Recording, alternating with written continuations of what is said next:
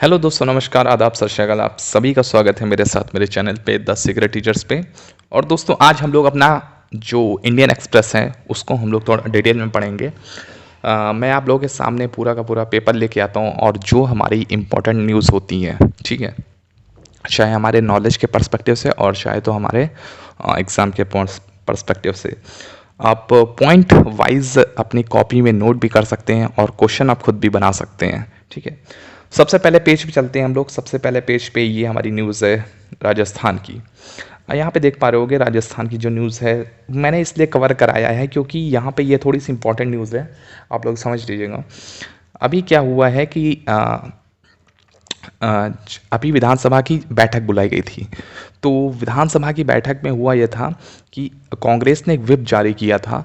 जो अब व्हिप जारी कौन करता है? मुख्यमंत्री जारी कर सकता है।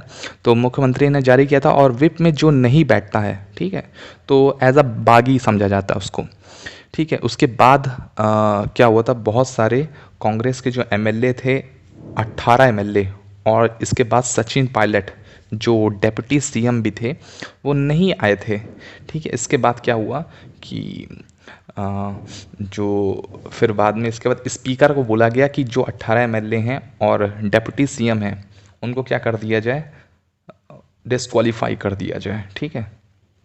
मेंबर ऑफ लेजिस्लेटिव असेंबली से डिस्क्वालीफाई कर दिया जाए। तो एमएलए से उनको डिस्क्वालीफाई करने के लिए स्पीकर के पास पावर होती है और स्पीकर करता भी है, ठीक है। लेकिन सचिन पायलट जी चले गए, कहाँ पे चले गए? राजस्थान के हाई कोर्ट में, जो राजस्थान का हाई कोर्ट है वहाँ चले गए। और उसके बाद क्या हुआ, फिर बाद में जो हाई कोर्ट के जो जज हैं उन्होंने स्टे लगा दिया स्पीकर के कोई फैसला न लेने पर, ठीक है। अब यहाँ पे आपको बता देता हूँ हुआ क्या है कि स्पीकर अभी कल की डेट में कहाँ गए थे? सुप्रीम कोर्ट चले गए, ठीक है। उन्होंने ये चैलेंज किया है सुप्रीम कोर्ट में कि कोई भी कोर्ट, चाहे वो हाई कोर्ट हो या सुप्रीम कोर्ट हो, वो स्टे नहीं लगा सकती है स्पीकर के किसी फैसले पर, ठीक है। स्पीकर के पास पावर होती है, कॉन्स्टिट्यूशनली पावर होती है। अच्छा, अब यहाँ सच क्या है? सच मैं बता देता हूँ, ये वाकई में पावर होती है।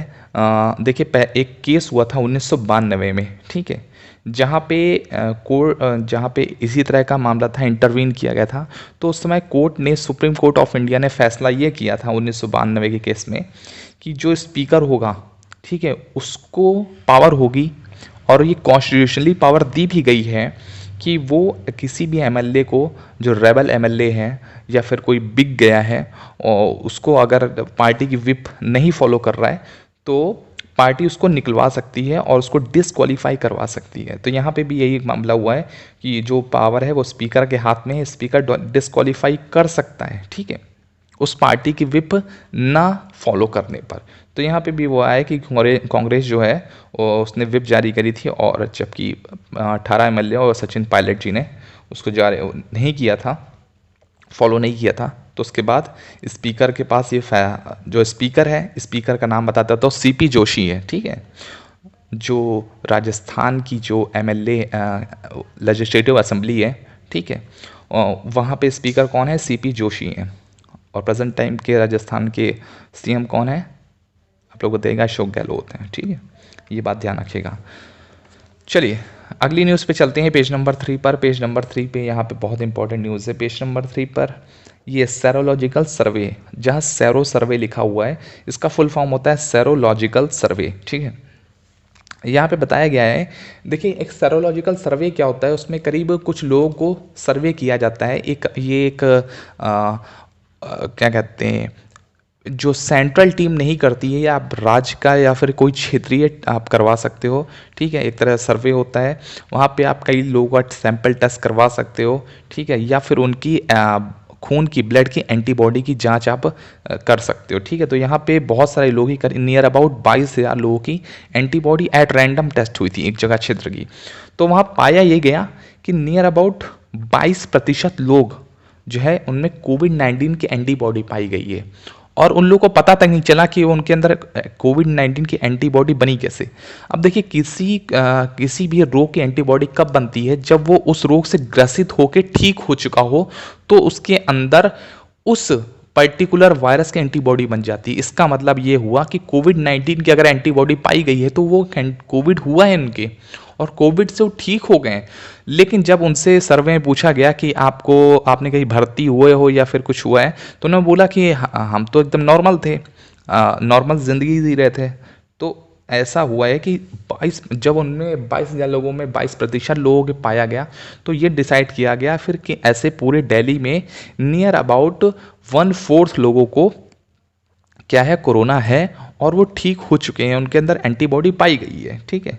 और अगर मैं आंकड़ों की बात करूं तो पूरे दिल्ली में ये आंकड़ा लगाया जा रहा है सर्वेलॉजिकल सर्वे की तरफ से कि नियर अबाउट 41 लाख लोगों को ये कोविड हो चुका है। ठीक है। इसी तरह का ये डिसीजन जानते हैं अभी हाल ही में महाराष्ट्र में भी लिया जाएगा, और महाराष्ट्र में भी एट रैंडम सर्वेलॉजिकल सर्वे कराया जाएगा। ठीक है। उद्धव ठाकरे जी ने ये फैसला लिया है, महाराष्ट्र में भी लिया है, और वहाँ के जो टूरिज्म मिनिस्टर हैं आदित्य ठाकरे, उन्होंने भी ये प्रस्ताव पारित किया है। ठीक है।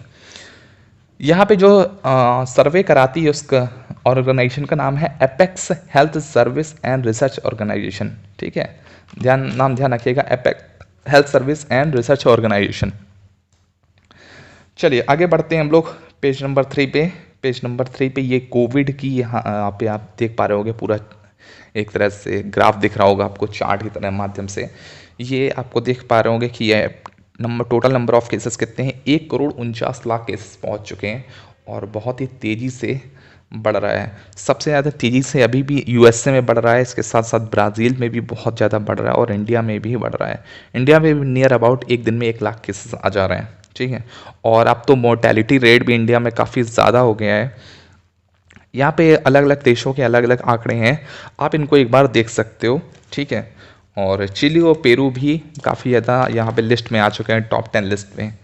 जो यूरोपियन कंट्रीज़ थे जो पहले लिस्ट में आए हुए थे, टॉप 10 लिस्ट में या टॉप 20 लिस्ट में आए हुए थे, अब वो थोड़ा सा दूर जाते हुए दिख रहे हैं, क्योंकि उन्होंने बहुत ज़्यादा कंट्रोल किया है। ठीक है।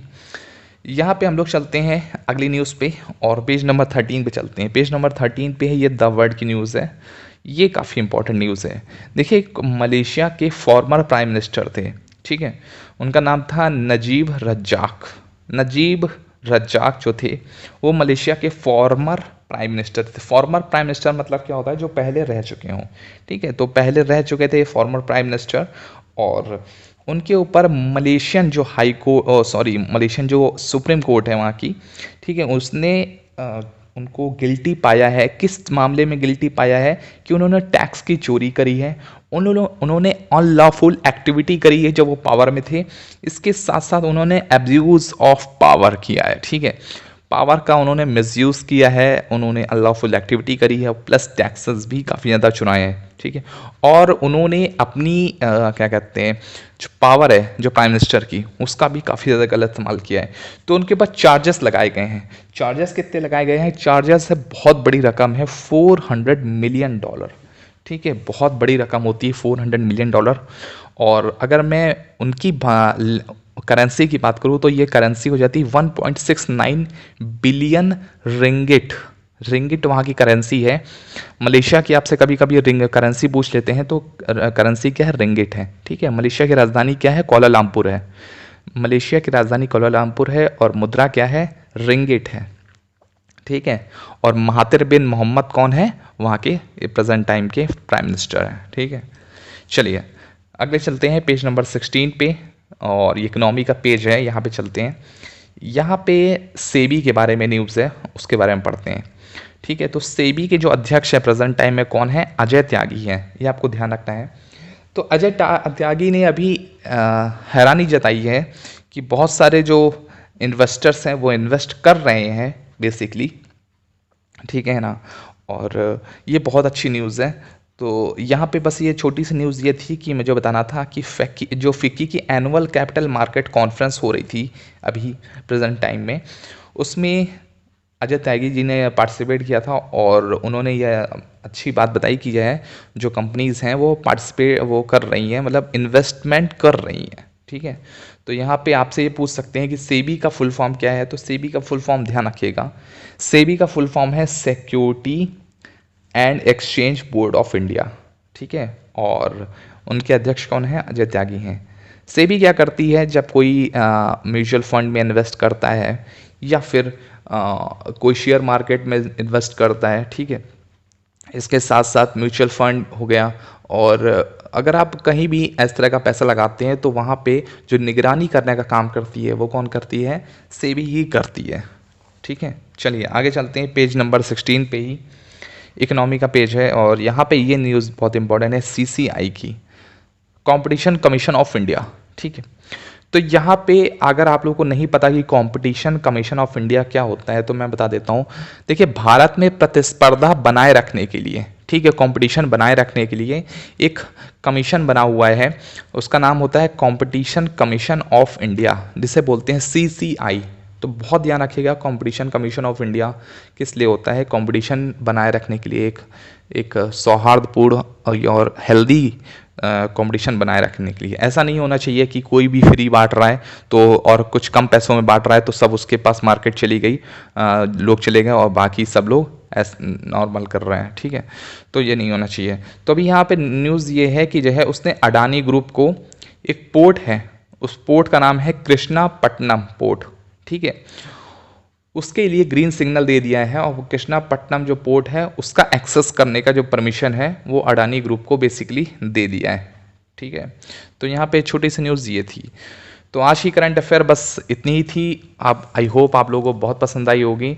यहाँ पे मैं अगर बात करूँ कि यह जुलाई के जो डेज़ हैं, जुलाई के डेज़ की बात करता हूँ, तो जुलाई में एक 26 जुलाई जो है वो आपकी काफ़ी ज़्यादा इंपॉर्टेंट जो आने वाली है परसों, 26 जुलाई बहुत इंपॉर्टेंट है। 26 जुलाई को कौन सा दिवस मनाया जाता है, 26 जुलाई को मनाया जाता है विजय कारगिल दिवस। ध्यान रखिएगा, विजय कारगिल विजय दिवस मनाया जाता है, क्योंकि 26 जनवरी 1999 को क्या हुआ था, हम लोगों ने कारगिल विजय जीती थी। करीब 2 महीने की वॉर के बाद हम लोगों ने कारगिल विजय जीती थी। अच्छा, जो ऑपरेशन था, पूरा ऑपरेशन था, उसका ऑपरेशन का नाम क्या था, ऑपरेशन विजय नाम था। ठीक है, तो नाम भी ध्यान रखिएगा, ऑपरेशन विजय नाम था। ठीक है, और अगर मैं आज के डे की बात करता हूँ 24 जुलाई की, तो 24 जुलाई को भी आप ध्यान रखिएगा। इसमें आज का जो डे है वो है नेशनल थर्मल इंजीनियर डे। ठीक है, नेशनल थर्मल इंजीनियर डे, राष्ट्रीय थर्मल अभियंता दिवस। ठीक है, थर्मल मतलब होता है हीट। ठीक है, तो आज का कौन सा डे है, राष्ट्रीय थर्मल अभियंता दिवस। इंजीनियर को हिंदी में कहते हैं अभियंता, और इंग्लिश में बोलते हैं नेशनल थर्मल इंजीनियर डे। ठीक है, तो आज की करंट अफेयर यहीं तक रखता हूँ। उम्मीद है आप लोगों को पसंद आई होगी, पसंद आई तो लाइक करना। ठीक है, तब तक चलते हैं, बाय बाय, टेक।